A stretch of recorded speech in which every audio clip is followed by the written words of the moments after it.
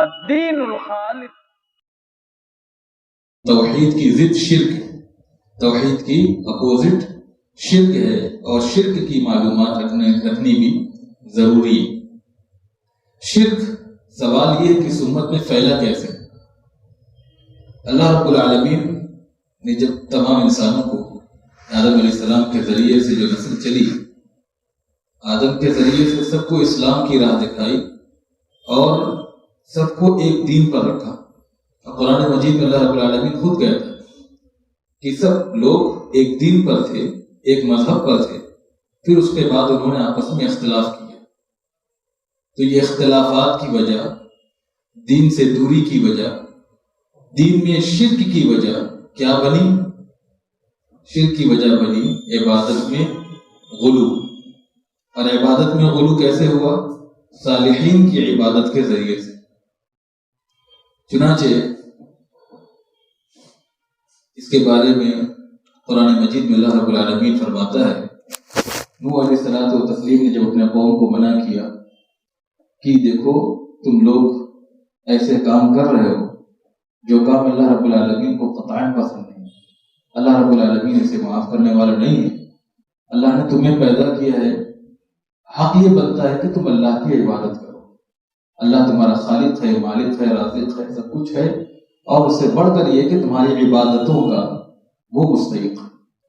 تو انہوں نے کیا کہا آپس میں؟ وَقَالُوا لَا تَذَرُنَّ آلِهَتَكُمْ وَلَا تَذَرُنَّ وَدًّا وَلَا سُوَاعًا وَلَا يَغُوثَ وَيَعُوقَ وَنَسْرًا. انہوں نے کہا کہ دیکھو نوح کی باتوں میں نہ ہو، لوگوں نوح کی بہکی باتوں میں نہ ہو، اس کے ذریعے سے آپس میں پھوٹ پڑے گی، اختلاف پڑے گا. تم اپنے معبودوں پر جمے رہو جیسے کہ پہلے تم جمے تھے. نہ ود کو چھوڑنا، نہ سوا کو چھوڑنا، نہ یغوث کو چھوڑنا، نہ یعوق کو چھوڑنا، نہ نسر.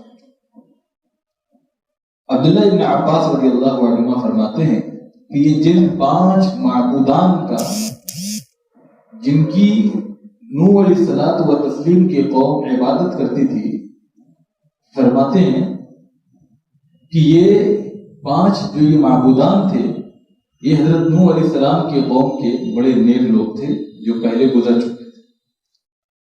ان کے گزرنے کے بعد جو ان کے بعد کی نسل آئی، ان کے بعد کے لوگ آئے، تو ان لوگوں نے اپنے عبادت کے، اپنے نیکی کے اشتیاق کو برقرار رکھنے کے لیے، نیکی کا جو شوق ہے، نیکی کا جو جذبہ ہے، عبادت کا جو ولولہ ہے، اس کو جاری رکھنے کے لیے، اپنے سلسلے کو آگے بڑھانے کے لیے ان لوگوں نے ان کی تصویریں بنا لی، ان کے مجسمے بنا لیے، اور ان کو دیکھ کر کہ یہ صالحین ہیں، یہ نیکوکار لوگ ہیں، اللہ کے مقرب لوگ ہیں، یہ اللہ رب العالمین کی بڑی عبادتیں کیا کرتے تھے، یہ لوگ بھی اپنے شوق کو جگاتے تھے اور اللہ رب العالمین کی عبادتیں کیا کرتے تھے.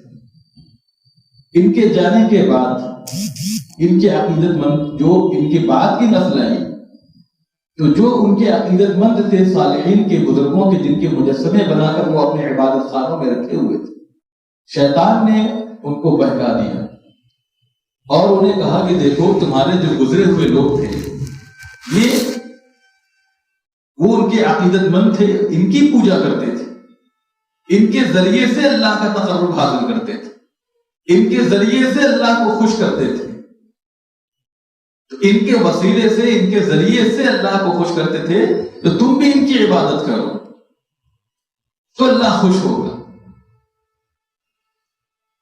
تو یہ جو سلسلہ چلا، یہ سلسلہ آج تک باقی ہے.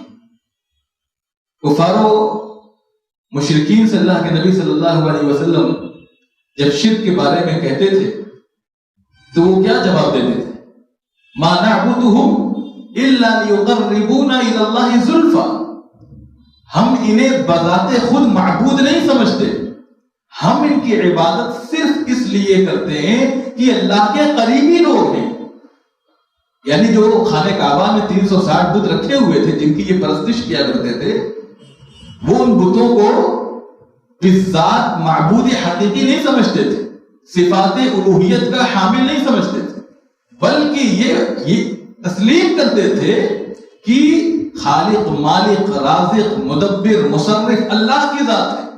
لیکن یہ چونکہ مقرب ترین لوگ ہیں، ان کے ذریعے سے اللہ کا تقرب، اللہ کی رحمت، اللہ کی مغفرت، اللہ کی رحمت، اللہ کی جنت حاصل کرنی چاہیے، تو ان کے طریقے سے حاصل کرنی چاہیے۔ وہی نوح علیہ الصلوۃ والتسلیم کی قوم کا مرض وہ سرایت کرتے ہوئے چلا آیا یہاں تک، اور آج یہی جو ہے مرض امت مسلمہ میں موجود ہے۔ تو پہلے جو سب سے بڑا ذریعہ ہے جس پر شریعت نے روک لگائی ہے، اور یہ شرک ایک چور دروازہ ہے، بڑا خطرناک دروازہ جس کے ذریعے سے امت میں شرک داخل ہوا، اس کو اللہ رب العالمین نے بند کر دیا۔ خود اللہ کے نبی صلی اللہ علیہ وسلم صحابہ کرام سے آپ فرماتے تھے لا تطرونی کما طرت النصارى عیسی ابن مریم فانما انا عبد فقولوا عبد اللہ ورسولہ، مجھے اس طرح بڑھاؤ چڑھاؤ نہیں جس طرح عیسائیوں نے ابن مریم کو بڑھا چڑھا دیا۔ وہ کیا تھے اور ان کو کیا بنا دیا عیسائیوں نے؟ عیسیٰ ابن مریم کو کس مقام پر پہنچا دیا؟ الوہیت کے مقام پر پہنچا دیا۔ فإنما أنا عبد، میں تو بندہ ہوں، میری شان بندگی ہے۔ اور اللہ نے قرآن میں یہ بات کہی سبحان الذی اسری بعبدہ لیلا من المسجد الحرام الى المسجد الاقصی، پاک ہے وہ ذات جس نے اپنے بندے کو سیر کرائی مسجد حرام سے مسجد اقصی۔ فإنما أنا عبد، میں تو بندہ ہوں، میری صفت بندگی ہے۔ فقولوا عبد اللہ ورسولہ، تو اللہ کی فقولوا عبد اللہ ورسولہ، تو اللہ کا بندہ اے عبداللہ اور اس کا رسول کہا کرو، بس۔ اس طرح اللہ کے نبی صلی اللہ علیہ وسلم نے امت کو بھی صالحین اور انبیاء و رسول کی ذات میں غلو کرنے سے منع فرمایا۔ آپ اخیر وقت میں مرض الموت پہ اپنے بستر پہ موجود ہیں اور عجیب بے چینی کا عالم ہے۔ اس سراسیمگی اور بے چینی کے عالم میں اللہ کے نبی صلی اللہ علیہ وسلم کبھی اپنی چادر اپنے اوپر ڈال رہے ہیں، کبھی ہٹا رہے ہیں۔ ایسے موقع پر آپ یہود و نصارہ پر لعنت بھیجتے ہیں اور کہتے ہیں لعنت اللہ علی الیہود والنصارى اتخذوا قبور انبیائہم مساجد، اللہ کی لعنت ہو یہودیوں پر اور عیسائیوں پر، انہوں نے اپنے انبیاء کی قبروں کو عرس گاہ بنا لیا، میلے ٹھیلے کا مقام بنا لیا، وہاں پہ وہ جمع ہوتے ہیں، تہواریں کرتے ہیں، اللہ کی لعنت ان کے اوپر۔ تو یہ انبیاء کرام صالحین اور اسی طرح نیکوکار لوگوں کی ذات میں غلو کر کے ان کو ان کے مقام سے بڑھا کر کے جو امت نے پیش کیا، اس کی بنیاد پر امت میں شرک درا ہے۔ اس امت میں بھی جو شرک آیا ہے، ایک تو اسی کے ذریعے سے آیا، غلو کے ذریعے سے، جو میں نے بیان کیا۔ اس میں آپ دیکھیں کہ صالحین کے بارے میں غلو کیا گیا، تو ان کے لیے قربانی، ان کے لیے نذر، ان کے لیے منت، ان کے لیے سجدہ، ان کی خوشنودی کے لیے قربانی، ان کے لیے نماز، ان کے لیے روزے، کون سی عبادت کے مراسم ہیں جو بزرگوں کے لیے خاص نہیں کی جاتی؟ تو کیا اس امت میں شرک نہیں ہو سکتا؟ اس امت میں شرک ہے اور ان سے بڑھ چڑھ کر ہے۔ قرآن مجید میں اللہ رب العالمین نے فرمایا وَمَا يُؤْمِنُ أَكْثَرُهُم بِاللَّهِ إِلَّا وَهُمْ مُشْرِكُونَ، یہ کفار قریش ایک طریقے سے ایمان رکھتے تھے۔ ان کا ایمان کیا تھا؟ ان کا ایمان یہ تھا کہ اللہ رب العالمین آسمان و زمین کا مالک، بارش برسانے والی ذات اللہ ہے، رزق دینے والی ذات اللہ ہے، تصرف کرنے والی ذات اللہ ہے، تدبر کرنے والی ذات اللہ ہے، یہ مانتے تھے۔